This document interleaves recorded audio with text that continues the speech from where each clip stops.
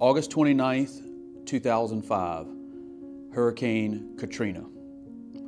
The catastrophic failure of the city's levee system made New Orleans the epicenter of America's costliest natural disaster ever, with more than $100 billion in damages to the affected areas.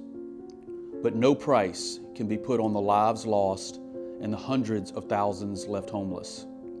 That past should never be forgotten or repeated.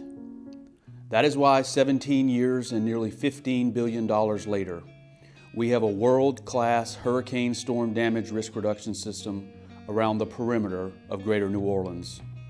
We call it the HSDRRS, shorthand for the largest civil works project in the history of the U.S. Army Corps of Engineers, with 130 miles of bigger, stronger, protective levees and flood walls surrounding more than 1 million people on the east and west banks of Greater New Orleans, sector gates to keep storm surge out of the city, and the largest pump station in the world, ready to empty out rainfall as fast as it can fall.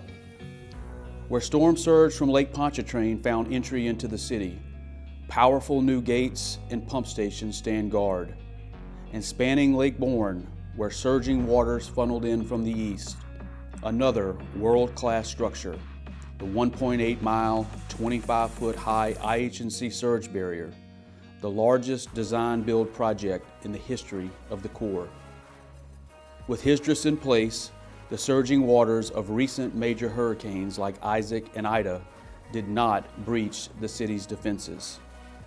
This is the Greater New Orleans Hurricane Storm Damage Risk Reduction System, our greatest effort yet to protect and preserve this vital region.